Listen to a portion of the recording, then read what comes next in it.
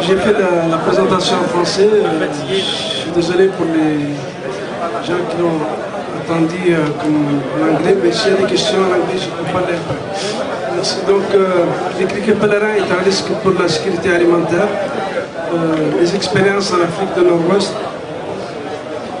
C'est un fléau qui date de plus de 3000 ans, constitue donc un risque pour la sécurité alimentaire. Et il continue à l'être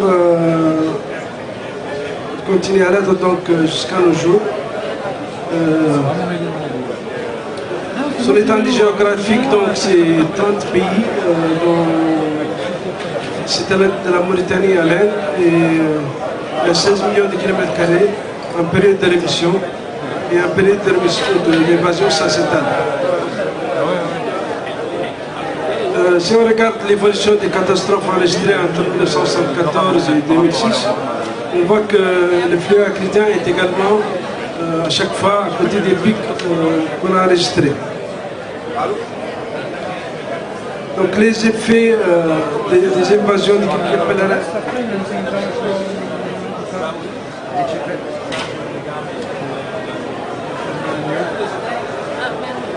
Qu'est-ce qui passe? T'as pas changé là?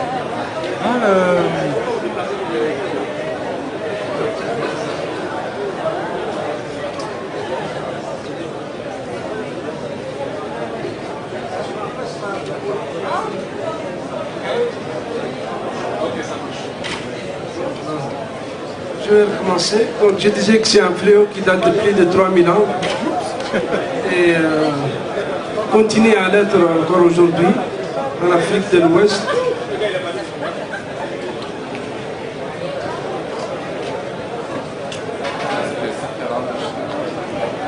Sur l'étendue géographique, ça s'étale de la Mauritanie jusqu'à l'Inde, à l'Himalaya.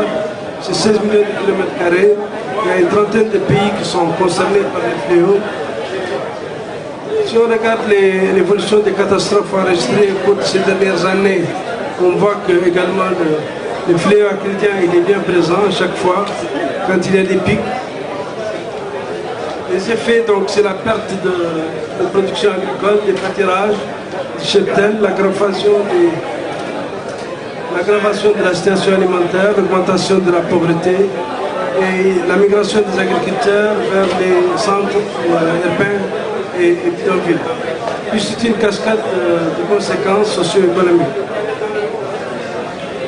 Si on prend l'exemple de l'évasion 2003-2005, donc il y a eu plus de 8 millions de personnes affectées au Sahel, avec des pertes de récolte de 30 à 100% au Sahel, et malgré le traitement de 13 millions d'hectares au Sahel et au Maghreb, et un coût d'élite de 400 millions de dollars, donc fourni en majorité grâce à une très grande générosité régionale et internationale. Les dégâts, donc, si on prend les 3 pays au Sahel, le Burkina, le Mali et la Mauritanie, on voit que pratiquement de 80, les céréales ont été entre 80 et 95%, et les légumineuses entre 88 et 88%, et les pâturages 30 à 85%, et les arbres et pâturages entre 50 et 80%. Donc, qu'est-ce qui a été fait? Donc, le mandat de la coordination de ce fléau a été confié les années 50 à la FAO, et elle a créé 3 commissions. Et l'Afrique de l'Ouest, donc le Nord-Ouest, se retrouve dans la partie ouest. Cette région était une région qui était historiquement dirigée et gérée par le CRELAF des années 50, 60 et 80. Et à partir de cette date, donc, il y a eu une fusion entre la CNCPANO, qui était l'organisation FAO, et on a créé une seule organisation parce que le problème est vraiment commun entre les différents pays.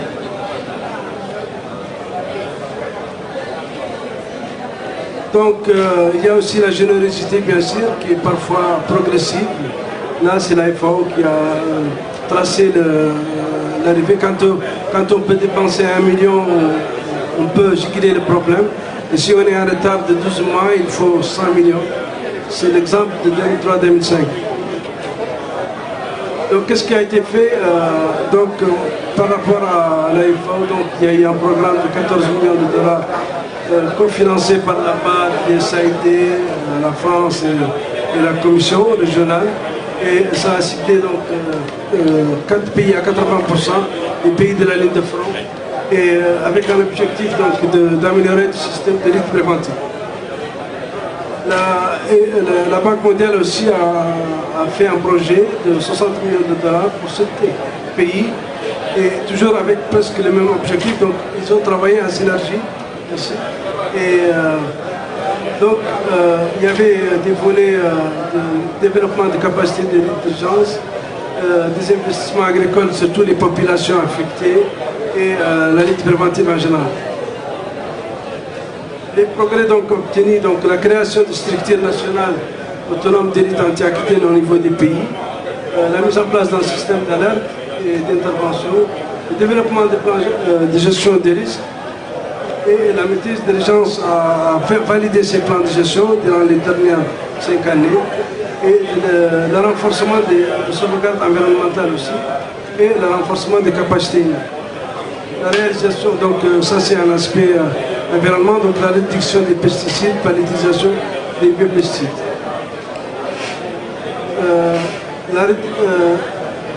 Qu'est-ce que le cadre donc, de Yogo dit? Donc les 5 actions, on peut dire que 3 sont déjà faites pour le cadre de culture pénale, et 2 restent encore à développer. C'est le point 3 et le 5. Donc conclusion, énormément de choses ont été déjà réalisées par les pays, la solidarité intra-pays, les partenaires. Il reste toujours à consolider et à pérenniser les acquis. Donc les perspectives, c'est la nécessité d'un programme 2, du programme ABES en cours, et la nécessité d'intégrer la lutte anti-aquitaine dans toutes les stratégies sectorielles, et bien sûr des stratégies de lutte contre la pauvreté, la prise en compte dans le mécanisme du programme des activités de réduction des risques, aussi bien au niveau mondial, régional que national, et la nécessité d'accès à la coopération sous-régionale et les fonds mondiaux, régionaux et nationaux dans ce domaine. Donc le risque de tout perdre est à éviter. Vous le voyez, en 2005, un paysan sénégalais qui a tout perdu. Je vous remercie. Est-ce qu'il y a des questions? Est-ce qu'on a encore une minute?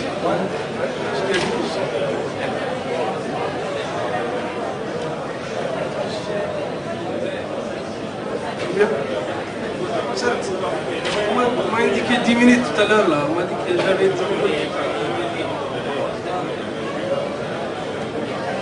C'est pourquoi j'ai fait vite, je crois que j'ai laissé 5 minutes.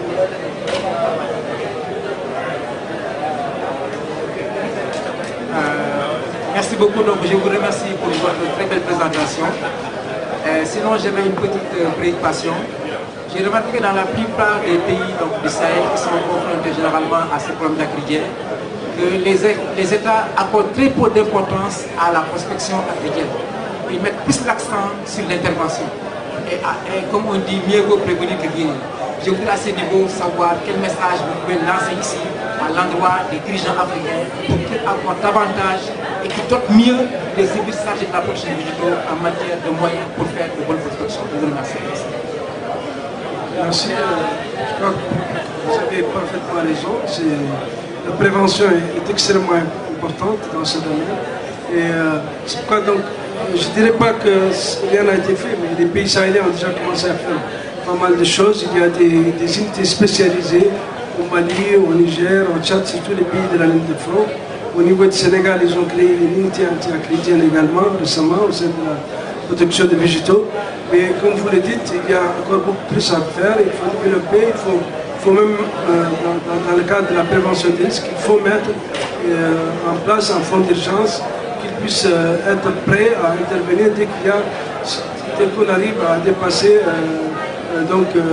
la prévention. Dès que la prévention échoue, il faudrait qu'il y ait un fonds d'urgence dans ces pays. Il faut bien sûr développer aussi un plan de gestion des risques acridien avec un plan global avec ces différentes composantes.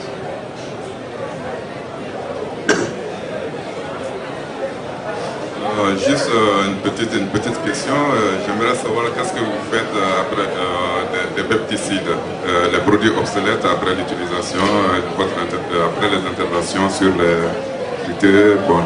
les produits obsolètes, comment ça se passe, sa gestion? C'est un point très important, il faut les éviter. On pense que déjà avec la ligne préventive, c'est ce qui permet d'éviter les produits obsolètes. Ce sont les urgences, malheureusement, qui s'accompagnent avec des grosses accumulations des stocks qui, malheureusement, amènent donc des stocks non utilisés.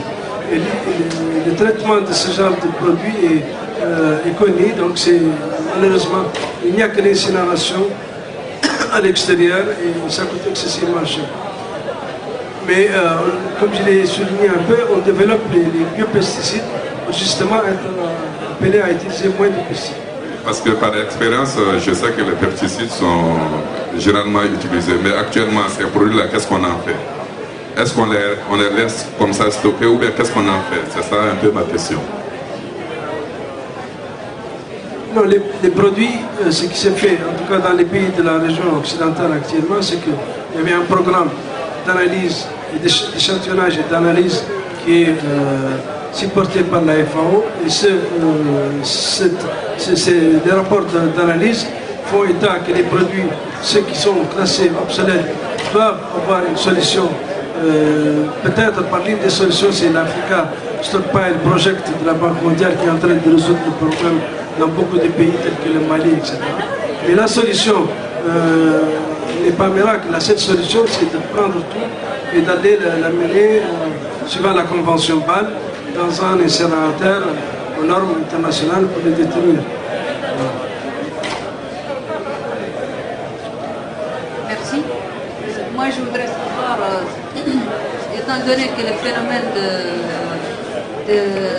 d'invasion des criquets pèlerins est un phénomène qui balaye toute la région sahélo-saharienne, je dirais, est-ce que les stratégies se font au niveau régional, sous-régional, ou est-ce qu'elles se font de façon isolée? C'est une question pertinente. Heureusement qu'il y a un cadre qui regroupe tous ces pays, aussi bien Sahel que Maghreb. C'est la commission régionale en région occidentale, donc, qui est le cadre actuel de coordination, de concertation et de coordination. Et ce cadre, heureusement, offre donc, cette plateforme de concertation et de coordination au niveau régional. Merci beaucoup, monsieur le présentateur, de cette brillante présentation. Donc, j'ai dit tout à l'heure que vous avez fait un passage sur la réalisation de 3 axes principaux en cohérence avec Hugo.